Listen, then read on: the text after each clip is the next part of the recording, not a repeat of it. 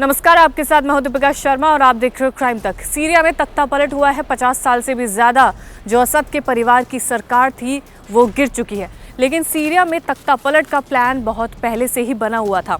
लेकिन अब जो रिपोर्ट सामने आई है उससे ये साबित होता है कि भाई अपने घर में आग लगे तो लगे, लेकिन दूसरे के घर में आग लगाए रहना जारी रहना चाहिए। जी हाँ, ये रिपोर्ट सामने आई है जहां पर यूक्रेन ने सीरिया के विद्रोही गुट को यानी कि HTS को ड्रोन भेजे हैं ताकि वो सीरिया से लड़ सके और सीरिया में घुस सके। 150 first person view FPV drone Ukraine की तरफ से सीरिया के विद्रोही गुट को भेजे गए हैं। साथ ही अपने 20 ड्रोन ऑपरेटर को भी भेजा गया है, यूक्रेन की तरफ से भेजा गया है। वही यूक्रेन जो इस वक्त रशिया के साथ जंग में है, जो अपनी जंग नहीं ख़त्म कर पा रहा है, लेकिन बावजूद इसके वो सीरिया के विद्रोही गुट को ड्रोन भेज रहा है मदद के लिए ताकि वो सीरिया के खिलाफ लड़ सके। फर्स्ट पर्सन व्यू ड्रोन की कीमत जो है, अगर आप जानेंगे तो आप खुद भी हैरान हो जाएंगे। ये 40,000 रुपये से भी कम का है, लेकिन इसने बेशकीमती सैन्य उपकरण को भी पीछे छोड़ दिया है। इस ड्रोन को दुश्मन के इलाके से महज 3 से 5 किलोमीटर की दूरी पर इस्तेमाल किया जा सकता है, बंकर में बैठकर इस्तेमाल किया जा सकता है। और यूक्रेन ने इस ड्रोन से रूस को भी मैदान जंग में काफ़ी ज़्यादा मुश्किलें पहुंचाई थी। तो ये यूक्रेन जो अपनी जंग नहीं ख़त्म कर पा रहा है, वो सीरिया के विद्रोही गुट की मदद कर रहा है सीरिया के साथ लड़ने में। तो यानी कि प्लानिंग बहुत पहले से चल रही थी। जो तख्ता पलट की प्लानिंग थी, सीरिया में घुसने की प्लानिंग थी, दमिश्क हो उसको कब्जा करने की प्लानिंग थी, वो लगातार बहुत पहले से चल रही थी। लेकिन अब जो सीरिया है जिसमें तख्ता पलट हो चुका है, उसके बाद जो ये विद्रोही गुट है HTS, वो लगातार काफ़ी ऐसी चीज़ें भी करता हुआ नज़र आ रहा है जिसमें असद के जो परिवार है उनकी जितनी भी वहाँ पे चीज़ें हैं उनको जलाना हो, चाहे उन्हें नष्ट करना हो, ये तमाम तरीके की चीज़ें ये विद्रोही गुट करता हुआ नज़र आ रहा है। हालांकि जो सीरिया के लोग हैं, जो नागरिक हैं, आम नागरिक हैं, वो काफ़ी ज़्यादा खुश नज़र आ रहे हैं इस तख्ता पलट के बाद। तो चलिए अब बात करते हैं ऐसी संभावनाओं की, ऐसी सॉल्यूशंस की या ऐसी कंडीशंस की जो सीरिया के नागरिकों को देखनी पड़ सकती है, क्योंकि अब ये HTS संगठन वहाँ पे आ गया है। तो सबसे पहले अगर बात करें तो क्या समाधान हो सकता है, तो HTS सिविल सोसाइटी और राजनीतिक संस्थाओं के साथ मिलकर एक सरकार का गठन कर सकता है। अगर ऐसा हुआ तो सालों से जो सिविल वॉर चलता आ रहा है वो शांत हो जाएगा और सीरिया में अब शांति देखने को मिल सकती है। यानी कि सीरिया में जो इससे पहले बारूद की दुर्गंध, गोलियों की आवाज़ें जो थी, वो शायद अब थम सकती है।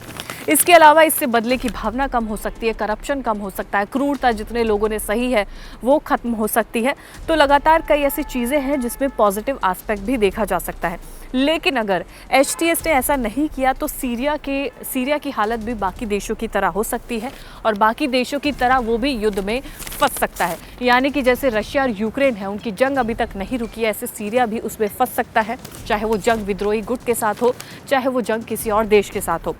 लेकिन HTS प्रमुख जुलानी ने जब घोषणा की थी, जब उसने तख्ता पलट किया था, उसके बाद उसने एकता की बात की, शांति लाने की बात की। उन्होंने कहा कि सीरिया में अब जो भी कानून होगा वो सीरिया के नागरिकों के लिए होगा। तो ये भी देखने वाली बात होगी कि जुलानी का आगे का स्टेप क्या हो सकता है। अगली संभावना की अगर बात करें तो HTS संगठन से तानाशाही का खतरा भी सीरिया के लोगों को हो सकता है। एक डर ये भी है कि HTS अपने नियंत्रण को मजबूत करने के लिए तानाशाही कर सकता है, डिक्टेटरशिप कर सकता है। ये संभावनाएं भी देखी जा सकती है। जुलानी ने पहले ही इदलिब में सत्ता का केंद्र बना लिया है। ये इलाका उत्तर पश्चिम सीरिया में विद्रोहियों का गढ़ माना जाता है, जहाँ पर उन्होंने अपना सत्ता का केंद्र फिलहाल बना लिया है। लगभग 40 लाख लोग यहाँ पर रहते हैं। इनमें से कई लोग दूसरी जगहों से विस्थापित होकर यहाँ पर आए हैं। इदलिब में HTS ने नेशनल सॉल्वेंट गवर्नमेंट नाम की सरकार बनाई है जो शरिया कानून के तहत चलती है। यानी कि वहाँ पर पूरा उन्होंने अपना गढ़ बनाया हुआ है जहाँ पर कानून कैसे होंगे वो भी उनके मुताबिक होंगे।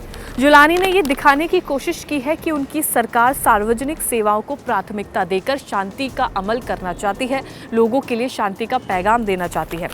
HTS ने अपने विद्रोहियों की आवाज़ को दबाया है, ऐसा भी रिपोर्ट में दावा किया गया है। यानी कि जो भी उसके विद्रोही हैं तो उनकी आवाज़ को दबाया गया है। जैसे पहले असद की सरकार ने अपने विद्रोहियों की आवाज़ दबाई थी, अब ऐसे HTS भी अपने विद्रोहियों की आवाज़ दबाता है, ये दावा किया गया है कई रिपोर्ट्स में।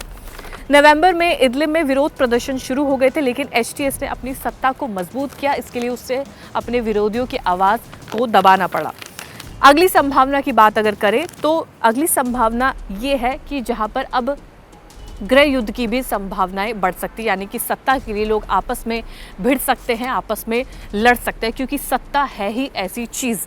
ये सबसे खतरनाक स्थिति हो सकती है जहां पर सीरिया में अशांति फैल सकती है। हालांकि पहले भी सीरिया में काफ़ी ज़्यादा अशांति थी, लेकिन एचटीएस ने ये घोषणा की है कि वो अब शांति ला सकता है। मगर अगर ऐसा नहीं हुआ तो काफ़ी ज़्यादा मुश्किल सीरिया के लिए पैदा हो सकती है। अब जैसा कि बाकी देशों में अरब स्प्रिंग यानी कि प्रोटेस्ट के बाद हुआ था, वैसा सीरिया में भी हो सकता है। लीबिया में गद्दाफी, इराक में सद्दाम हुसैन को हटाने के बाद वहां लूटपाट और सिविल वॉर काफ़ी ज़्यादा देखा गया था। तो अब जैसे असद का तख्ता पलट हुआ है, तो सीरिया में भी ये तमाम चीज़ें देखी जा सकती हैं और देखी गई भी, क्योंकि कई लोगों ने वहाँ पर लूटपाट भी मचाई है, बुरा व्यवहार भी लोगों के साथ हुआ है। तो ये संभावनाएं भी हो सकती है। सीरिया में कई समूह हैं जिनके बीच में सत्ता को लेकर जंग हो सकती है। इससे केवल सीरिया ही नहीं बल्कि पूरे क्षेत्र का जो माहौल है वो काफ़ी ज़्यादा ख़राब हो सकता है। अब जो पहले से जो गुट बने हुए हैं, वहाँ पर सीरिया में कई अलग अलग गुट हैं जिन्होंने अलग अलग जगहों पर कब्जा किया हुआ है। ऐसे में इजराइल भी अंदर तक घुस चुका है जिसने कब्जा किया है। लगातार ऐसे कई गुट हैं जो जगहों पर कब्जा करना चाहते हैं। तो ऐसे में सत्ता को लेकर, जहाँ पर अभी कोई राष्ट्रपति नहीं है, ऐसे में सत्ता को लेकर काफ़ी ज़्यादा मुश्किलें सीरिया को देखनी पड़ सकती है। तो तमाम संभावनाएं थी जहाँ पर ये बताया गया कि सीरिया के लोग आगे आने वाले दिनों में क्या कुछ सह सकते हैं।